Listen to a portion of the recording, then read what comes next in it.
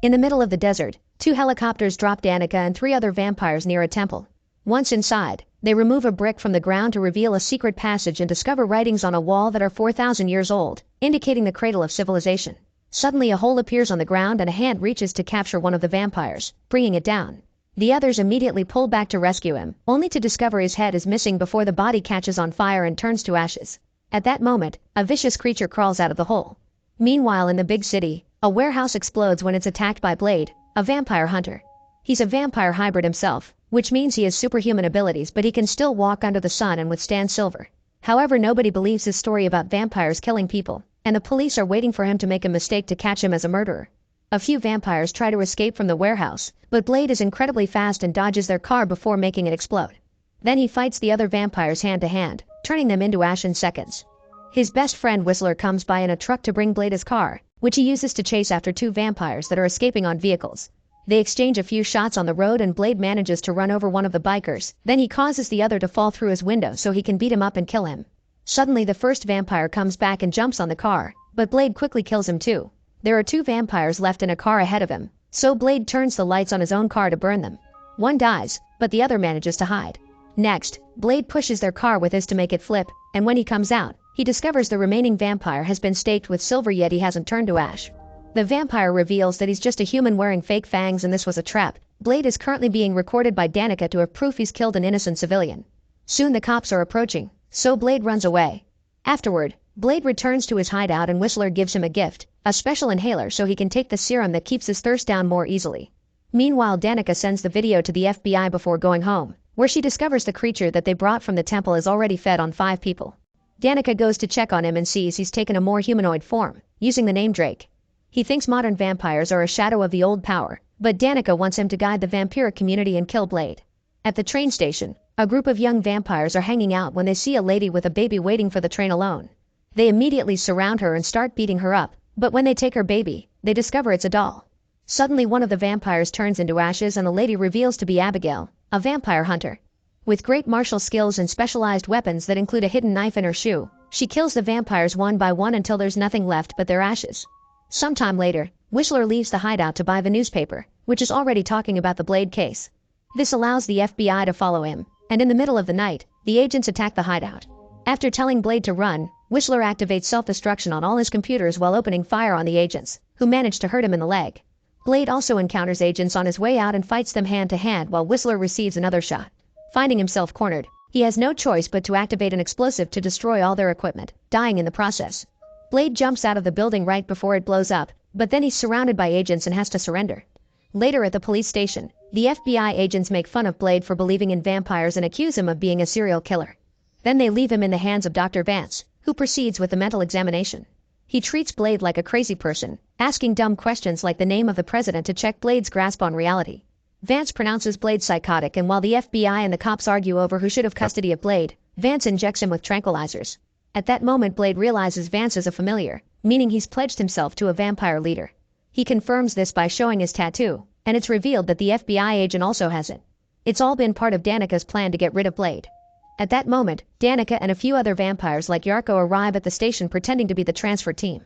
Blade is too weak to defend himself, but suddenly the window is shattered and one of the vampires is burned down. It's another vampire hunter called Hannibal, who immediately begins fighting the vampires and kills a few of them while Danica runs away. Yarko manages to push Hannibal against the wall, but the distraction allows Blade to use his inhaler and finally recover. He immediately kicks Yarko away and grabs his things before joining Hannibal in the corridors, where they start fighting a bunch of cops with the help of Abigail, who turns out to be Whistler's daughter. Soon they find themselves surrounded by both cops and vampires, so Blade escapes through the ceiling while Abigail uses a special bow to open their way through the vampire group. The duo manages to make it outside and watch Blade jumping out the window, explaining he went back for his sword. Outside there are cops waiting for them too, but suddenly Dex appears to pick them up. The trio escapes in a van only to notice Yarko running after them, so Abigail shoots him with an arrow to make him fall. Moments later, Blade is taken to a new hideout and learns that Abigail formed her own vampire hunter team called the Night Stalkers thanks to everything she learned from her dad. The other members are the weaponry designer Hedges, blind scientist Summerfield, and her young daughter Zoe. In fact, it was Summerfield who designed Blade's new inhaler, and Whistler had wanted Blade to work with them. Hannibal reveals he used to be a vampire and Danica's pet until Abigail rescued him and Summerfield cured him, but Blade isn't interested because they're amateurs and he sees them as kids. Then the group shows Blade some old relics, revealing that the legend of Dracula is real and he's been around for 7,000 years. He's used different names through time, and now he's the guy Danica calls Drake. Dracula is the original vampire and he's so powerful that the sun doesn't affect him. In fact, while the team discusses this, Drake goes out during the day to learn more about modern society. Eventually he makes it to a goth store and is disgusted by all the dumb Dracula merchandising, which includes a vampire adult toy. Offended, he decides to throw one of the clerks out of the window and feed on the other one. Back to the team, Summerfield reveals she's been working on a biological weapon that she calls Daystar, a virus that specifically targets vampires. Unfortunately, the virus lethality is still spotty, so they need better DNA to work with. Dracula's blood is still pure and unaffected by generations of mutation, so they'll need a sample of it. To reach Drake, Blade thinks they should go through the familiars first. Before they leave, Hedge hands them a bunch of cool new weapons, including a UV arc. The team starts visiting all sorts of familiars, which they find by following the tattoo. They beat them all up, but none of them have any useful information. After lots of pointless fights, the trio is dangling a familiar off the side of a bridge when the guy suddenly gets a call from Vance. Finally having a name, they let the familiar fall to his death and go to Vance's office, beating up even more guards on every single floor. Many more humans are knocked out until they find Vance, but before they can talk, Hannibal notices the real Vance is dead behind a desk. The Vance in front of them is Drake, who quickly changes forms and dodges Abigail's shot to capture Hannibal. After stabbing Hannibal, Drake jumps out of the window and Blade immediately follows him. They run through the city until they break into a building, and after destroying several apartments, they make it to the roof, where Blade discovers Drake has kidnapped the baby. Drake confirms he's been brought back because the other vampires want to be able to walk in the sun too. Then he throws the baby, disappearing while Blade catches the child. Meanwhile, Abigail heals Hannibal's wound and tells him not to give up, but when they return to the hideout, she can't stop being upset over the loss of her dad. Drake goes back to Danica and decides to feed on her. Sometime later, Summerfield informs the team that she has located the vampire's laboratory at Biomedical Enterprises. She also downloaded a copy of their recent purchases, which include curious things like bone marrow growth supplements and genetic sequencing enzymes. Blade and Abigail decide to go investigate and make it to a warehouse in the middle of nowhere. Suddenly the FBI agent arrives with his vampire leader, so Blade immediately kills her and forces the agent to share answers.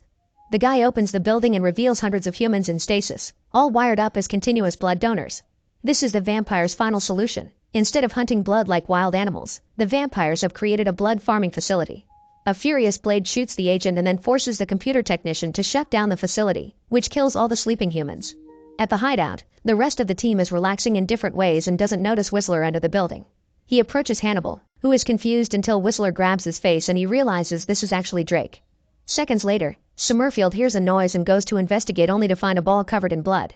She tells Zoe to hide while she keeps investigating, not realizing she's walking right next to Dex's and Hedge's bodies. Suddenly Drake finds her, and in her hiding spot, Zoe hears her mom scream. She wonders if it's safe to come out, but suddenly she finds her way blocked by Drake. Moments later, Blade and Abigail come back to find Hedges, Dex, and Summerfield all dead, but Hannibal and Zoe are missing. Summerfield's body has been hanged up to imitate Jesus and Drake has left a threatening message with her blood. In the meantime, Hannibal wakes up chained to the floor in the vampire's lair. There's a cute little Pomeranian dog licking his face, only to suddenly reveal a monstrous mouth. Danica and Yarko come in and confirm they've been making vampire dogs before they start hitting Hannibal, asking him for Blade's plans.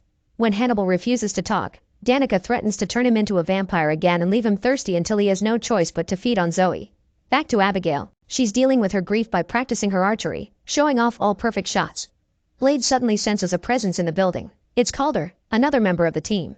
He has a video message Summerfield sent before getting killed in which she explains she developed a workable strain of the Daystar virus, which is now in possession of Calder.